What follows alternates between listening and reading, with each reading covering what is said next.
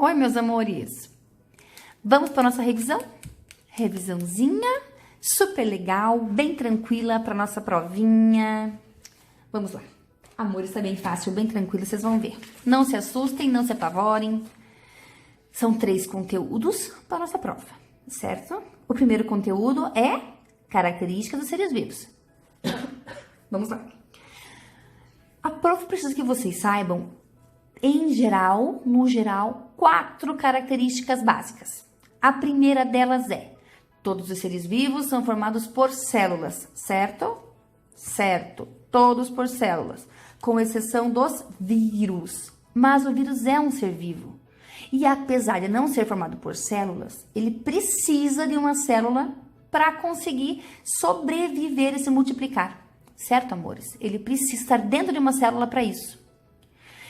Porém, ele não é formado por célula. Ele não tem célula. Não é membrana que ele tem ao redor dele, amores. Ele tem só uma cápsula, certo? Vírus, então, não tem célula, mas precisa das células para sobreviver. Certo? Por isso que ele é um ser vivo. Vamos lá. O que eu preciso saber sobre as células? Elas podem ser eucariontes ou procariontes, certo? Lembra só. Procarionte é a célula que não tem núcleo. Eucarionte é a célula que tem núcleo.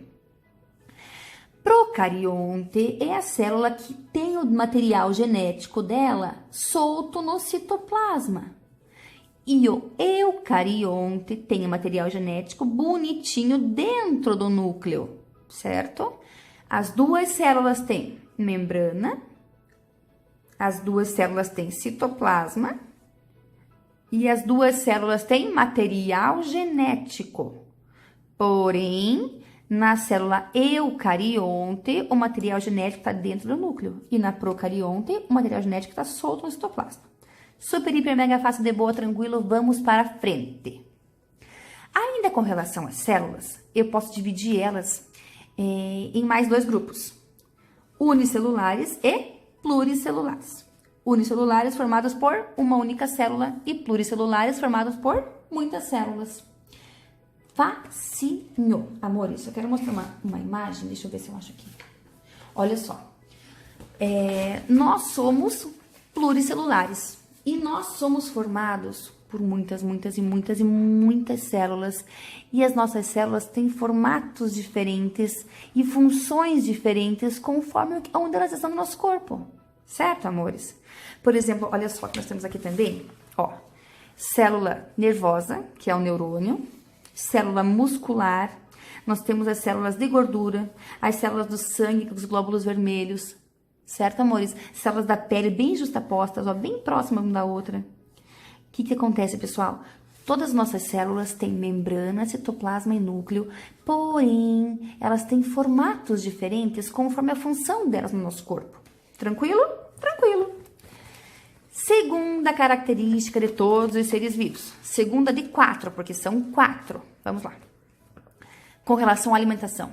Todos os seres vivos necessitam de energia. Essa energia vem da nutrição, da alimentação. Com relação a isso, então, eles podem ser autótrofos ou heterótrofos. Agora, eu quero que vocês lembrem do nosso café da manhã. Aquele que a gente comeu, o pão colorido que a prof fez com amor para vocês. Por que eu levei o pão colorido? Porque alguém precisa fazer o alimento para nós. Então, eu preparei o pão colorido para todos nós. Porque nós somos heterótrofos. Porque nós não conseguimos produzir o próprio alimento a partir da luz do sol, por exemplo. Nós precisamos pegar um alimento que alguém produziu, que alguém fez, para a gente poder comer, certo? Então, nós somos heterótrofos, heterodiferente, não conseguimos fazer o próprio alimento, certo? Já os seres autótrofos, eles produzem o próprio alimento a partir de moléculas simples. Os seres autótrofos, eles podem ser quimiosintetizantes ou fotossintetizantes. As plantas, por exemplo, são fotossintetizantes, porque elas fazem a fotossíntese, que é a produção dessa energia através da Luz. Foto é luz.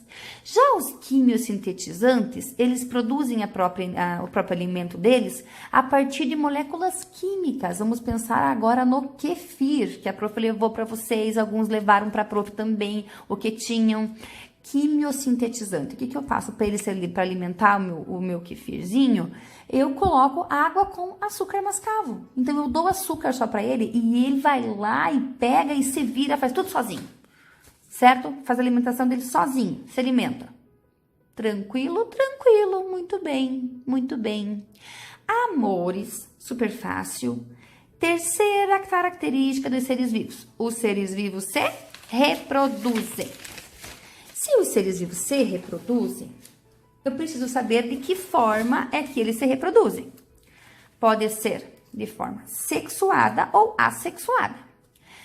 Vamos ver as vantagens e desvantagens de cada uma.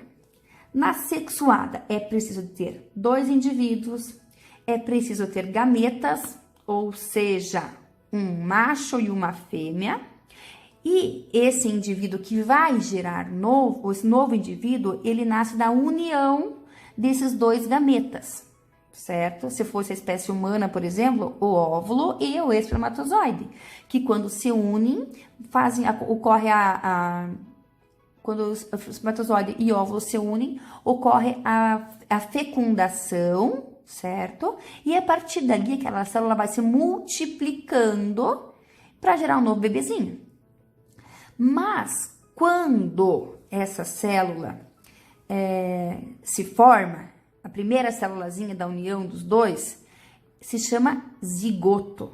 E esse zigoto tem exatamente a metade das características do pai e a metade da mãe, certo? Então, ele não é, nem igual ao pai e nem igual à mãe. Ele é um ser único.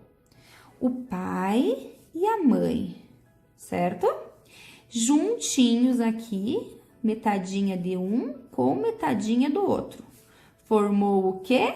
Um serzinho, que é metade do pai e que é metade da mãe. Certo? Ai, ficou até bonito. Tá, vou apagar para ninguém se distrair, porque não é a minha intenção. Reprodução sexuada, então, precisa de 2 indivíduos, precisa da união de gametas, o novo ser, né? Ele herda características dos pais, dos 2, na mesma proporção, certo? Então, acontece uma grande variabilidade genética. Nunca vão ter seres iguais. Até podem, mas é difícil, certo? Lembrem agora, amor, aquela atividade que a prof fez com a massinha, que nós sentamos no fundo da sala. E aí, eu dei uma massinha para cada um, lembram? E aí, a prof falou assim, divide no meio. Agora, junta com a massinha do vizinho. E é como se tivesse acontecido ali uma fecundação. Metade das características que eu tinha com metade do meu vizinho. E a minha massinha, que era cor de rosa, já pegou um pouco metade da azul do meu vizinho. Certo? E aí eu falei, divide mais uma vez. E um para cada lado. O que aconteceu, amores? Eu já tinha 2 cores, juntei com mais 2 cores do meu vizinho, que também tinha 2 cores. Agora a minha massinha tem 4 cores já, certo? E aí por diante, para ver que os seres que formam não são iguais.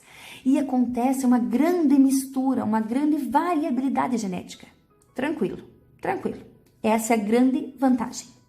A desvantagem da sexuada é que gera poucos indivíduos.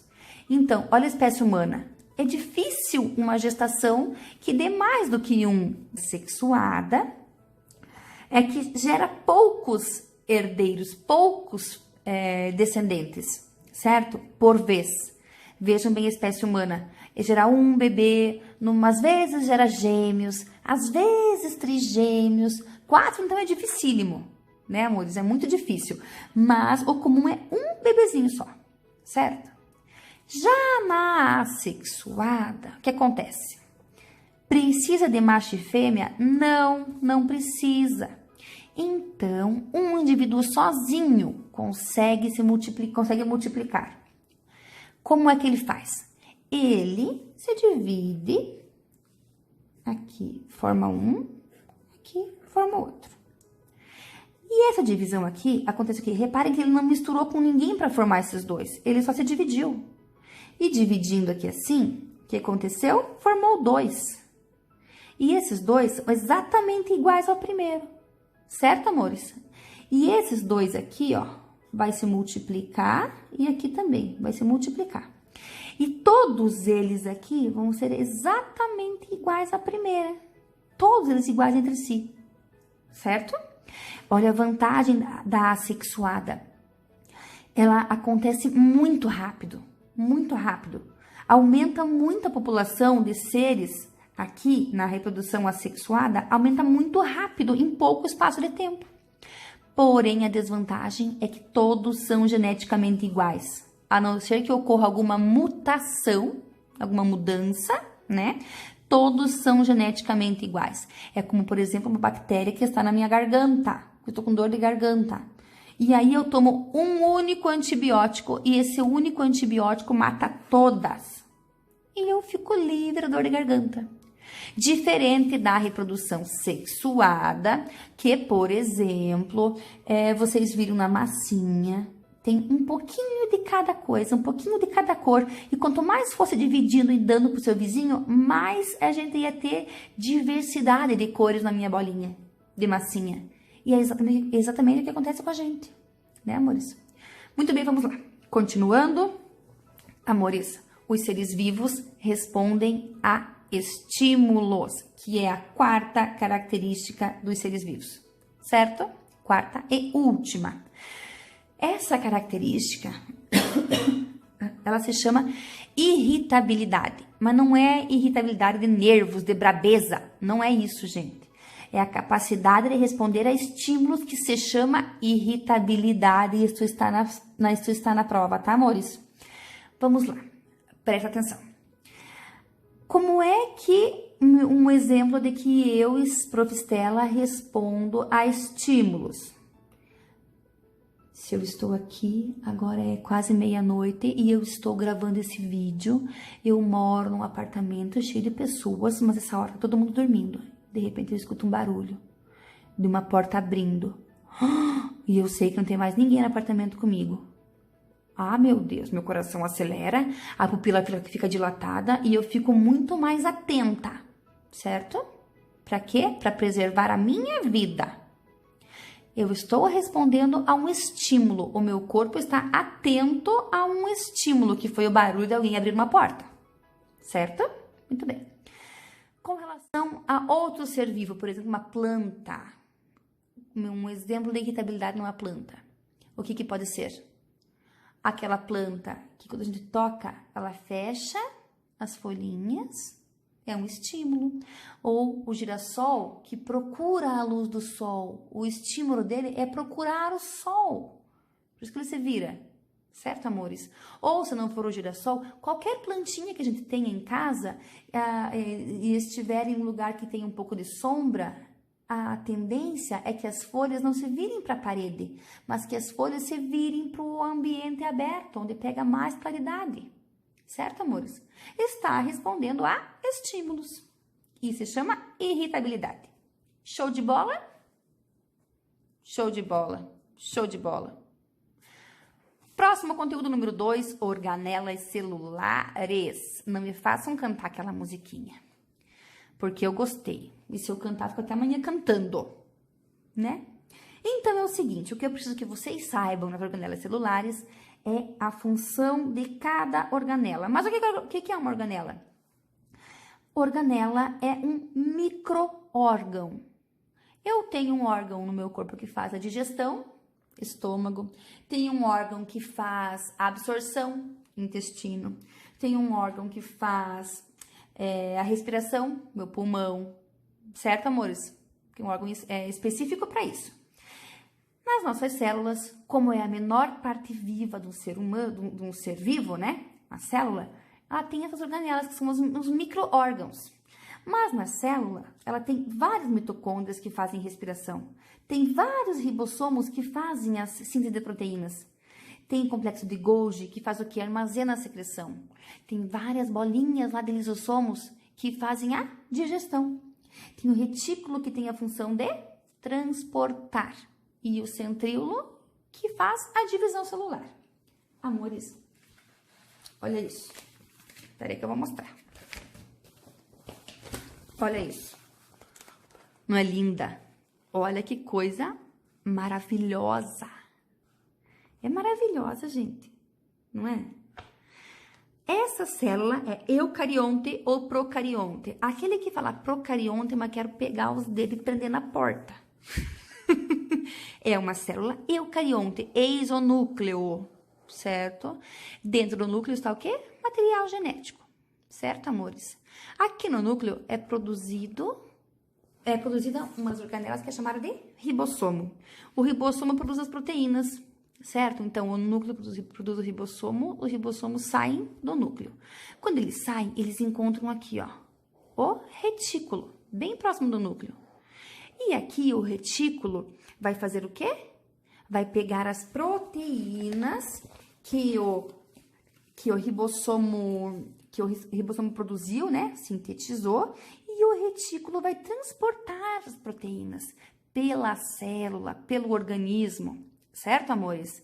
Aí, aquilo que ele transportou, quem vai pegar é o complexo de Golgi, que vai pegar aquilo que foi transportado e vai jogar para fora da célula, por exemplo. Certo, amores? Armazenando. Olha só, outra coisa, amores, olha para isso. A mitocôndria está aqui. Olha só. A mitocôndria na célula animal tem a função de produzir energia. Ela faz a respiração. E essa respiração é o processo de respiração. Quem faz a mitocôndria, tanto na célula animal quanto vegetal, certo? Porém, na célula vegetal, eu tenho uma fotinha, eu acho, deixa eu ver. Tem mais uma organelinha que a prof não colocou aqui. Mas vocês lembram que tem uma organelinha verde na célula vegetal? E aquela organela verde é chamada de cloroplasto. Cloroplasto. Mitocôndria, cloroplasto. Os cloroplastos são verdinhos porque possuem a clorofila e eles são responsáveis pela fotossíntese, certo? Muito bem, muito bem. Olha como são parecidos. Coisa mais linda, né, gente? Coisa mais linda. Vamos lá. Preciso que vocês saibam das células. Todas as células têm membrana, citoplasma e, não falem núcleo, falem material genético. Nem todas possuem núcleo. Membrana, citoplasma, material genético. 3 pontas de caneta no meu dedo. Membrana, citoplasma, material genético, certo? Certo. Quando tem núcleo, é chamado de eucarionte. Quando não tem, é procarionte. Show de bola, vamos lá. Ai, gente, muito fácil, muito fácil. Agora, último conteúdo. Ai, é muito fácil. Nível de organização. Eu sei que vocês sabem, quem foi meu aluno no passado, aprendeu isso daqui na marra, porque eu sei que eu ensinei. Presta atenção. Um conjunto de células que é formada, as células são formadas por organelas. Um conjunto de células semelhantes forma os tecidos. Os tecidos formam os órgãos. Os órgãos, um conjunto de órgãos com a mesma função, forma um sistema. Um conjunto de sistemas forma um organismo. Muito bem, muito bem. Agora, deixa eu me achar. Nós vimos as células, vamos agora ver os tecidos. Show de bola. Vamos lá. Com relação aos tecidos, amores, é o seguinte. Lembram disso? Eu entreguei para vocês. E vocês têm, que eu falei, cola no caderno. Vamos lá. Existem 4 grupos de tecidos. Epitelial, conjuntivo, muscular e nervoso. Vou explicar o que eu quero que vocês saibam de cada um deles. Tecido epitelial. epitelial. Vamos lá. Ele serve para quê? Para fazer o revestimento e proteção do nosso corpo internamente e externamente, certo, amores? Então, o tecido epitelial é como a nossa pele, as células são justapostas, ou seja, são bem pertinho uma da outra. Tô com cola na minha mão. Pronto. As células são justapostas, ó, bem pertinho uma da outra, muito pertinho, certo, amores? Então, ele serve para revestir e proteger. Combinado? Super, hiper, mega fácil. Células justapostas, ou seja, bem pertinho uma da outra. Combinado? Combinado. Agora, o tecido epitelial, a prof já explicou, super fácil. Tecido conjuntivo. Olha, amores, o tecido conjuntivo, olha como ele tem subdivisões. O que acontece aqui? O tecido conjuntivo, ele serve para união e sustentação no nosso corpo, certo? Essas células aqui, de todos esses grupos aqui, ó, elas não são tão unidas como o tecido epitelial, por exemplo, aqui. São extremamente importantes, mas não são tão unidas. E elas não são tão unidas porque entre elas existe um líquidozinho que se chama matriz intercelular. Não é intracelular porque não é dentro da célula. É intercelular porque é entre as células. Certo, amores? E essa matriz intercelular ocupa o espaço entre as células. Os tecidos conjuntivos, em todas as divisões aqui, vou explicar para vocês agora.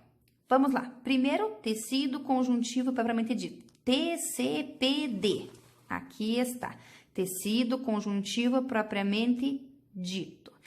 Ele se divide em frouxo ou denso. O frouxo, ele serve para unir as estruturas, certo, amores? E o denso, ele já é mais resistente. Então, o frouxo, ele tem um pouco menos de colágeno. Já o denso, ele tem muito mais colágeno. O denso, ele é, por exemplo, presente nos tendões, nos ligamentos, deixa as articulações mais firmes. Certo, amores? É isso aí. Agora, super mega fácil de boa, nada de segredo aqui. Tecido conjuntivo adiposo, amores. Lembra que tinha uma célula, uma lâmina no laboratório maravilhosa, que é a célula adiposa? Aquela célula faz o quê? O nome dela é adipócito. Qual é a função dela? Armazenar gordura, fonte de energia, ela guarda, certo, gente? Além disso, é um isolante térmico. Vamos pensar agora naqueles ursos polares. Por que eles não são magrinhos, pequenininhos? Eles comem muito no verão, certo? Para que crie uma camada de gordura maior, que fica logo abaixo da pele. E essa camada de gordura serve como isolante térmico, não permite que percam tanto calor e nem sentir tanto frio, certo, amores? Também o adiposo aqui, das gorduras, ele serve como reserva energética, como o prof falou, e também, gente, é como proteção a choques mecânicos. Proteção a choques mecânicos. Senão, qualquer batidinha na pele já chegaria no músculo, no osso, seria muito mais doído. Certo, amores? É como se fosse uma molinha. Certo, pessoal? Peraí, deixa eu só pra eu arrumar aqui agora. Oh, Jesus. Isso. Já falei desses dois tecidos. Agora, vamos falar do tecido conjuntivo cartilaginoso. O tecido conjuntivo cartilaginoso, o que ele faz? Ele reveste, amores, as articulações. Tem função, tem a funcionalidade e a proteção, certo? Funcional porque ele ajuda a deslizar, por exemplo, as articulações, certo, amores? E a proteção da mesma forma. Eu quero pegar aqui. Certo, amores? Vocês lembram que a prof falou sobre o pavilhão auditivo, a orelha em si? O que acontece? Suporte a órgãos como nariz e orelha. Sabem que nariz não é osso, é cartilagem, e orelha é da mesma forma, é cartilagem, né, amores? Mas o formato do pavilhão da orelha, ele é importante para quê? Para que o som entre, vá direitinho lá para o meu tímpano poder identificar. Mandar para o cérebro a informação, identificar qual é o som que eu tô ouvindo. Entenderam, meu bem? Meus bens. Certo, gente? Então, proteção, revestimento, reveste as articulações e protege contra choques, amores. Certo?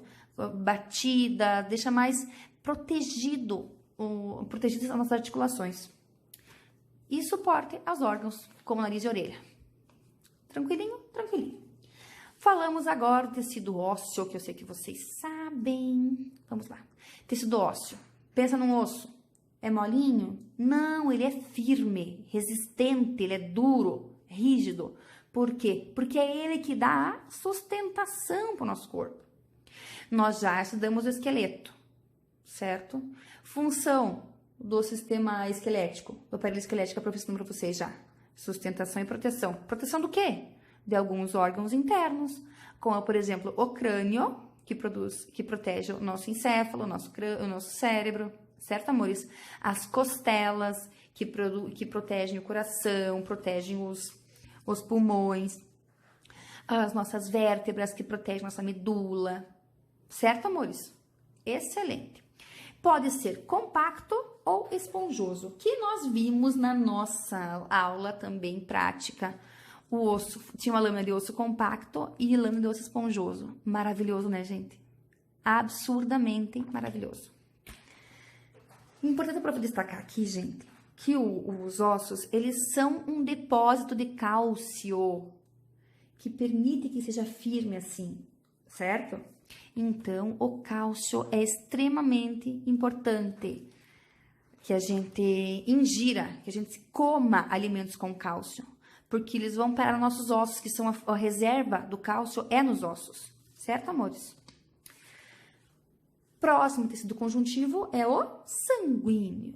Olha que legal, é um tecido líquido, incrível. Tecido conjuntivo sanguíneo é o único tecido líquido que existe. E como é que ele é formado? Plasma é formado por hemácias, por leucócitos e por plaquetas, certo? Também tem sais minerais, entre outras coisas, né? No tecido conjuntivo, no sangue. Mas, em geral, plasma é o líquido, é a parte líquida. As hemácias transportam os gases. Leucócitos são células de defesa. Lembram, amores? Plaquetas da coagulação participam. A musiquinha do 5º ano. Então, vejam bem, plasma, hemácias, leucócitos e plaquetas fazem parte do tecido conjuntivo sanguíneo. Muito bem, tranquilo. Próximo tecido é o muscular. O tecido muscular eu vou usar, quero ver se eu vou conseguir pegar aqui. Gente do céu, vocês tinham que ver o que eu fiz aqui para conseguir filmar. Oh, Jesus, que me derrubar o celular. O tecido muscular, eu quero mostrar aqui. Cadê? Aqui. O tecido muscular, ele é dividido em liso e estriado, certo? O tecido muscular liso é esse aqui, ó, dos nossos órgãos internos. Então, ele tem ação involuntária. Involuntária, certo? Liso, nossos órgãos internos, involuntário, certo? Certo. Já o estriado tem 2 tipos, o cardíaco e o muscular. O cardíaco, olha as células dele aqui, o tecido estriado cardíaco, eu mando ele funcionar? Eu tenho que mandar o coração bater? Tenho que lembrar disso? Não. Então, ele também é involuntário. Tecido muscular estriado cardíaco só tem no coração. Beleza.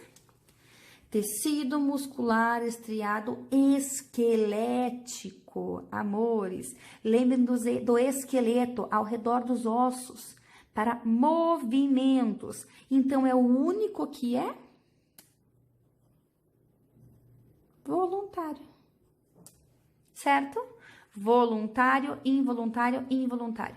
Liso, não estriado ou liso. Liso é nos órgãos internos, que é involuntário. Estriado cardíaco, só tem no coração, involuntário. Estriado esquelético, ao redor dos ossos, fazendo nosso movimento, voluntário. Tranquilo, de boa. Super fácil. As células do sistema do tecido muscular, elas são chamadas de fibras ou miócitos. Show? Show, show, show. E o último tecidinho é o nervoso, né? O tecido brabo. Ele tem uma célula especial que se chama neurônio. Eis, olha que coisa mais linda. Olha que maravilhosa. Meu Deus, é muito maravilhosa. Esse neurônio tem 3 partes principais: corpo celular, dendritos, axônio. Certo? Preciso saber o quê? Corpo celular, dendritos e axônio. As informações passam de um neurônio para o outro, eles vão se ligando, certo? Então, são as terminações do axônio, aqui, que vão passar a informação para o outro neurônio, mas para que parte? Aqui, ó, para os dendritos do outro neurônio, que vai passar a informação por todo o seu axônio. Quando chegar nas terminações do axônio, vai passar para os dendritos de outro neurônio.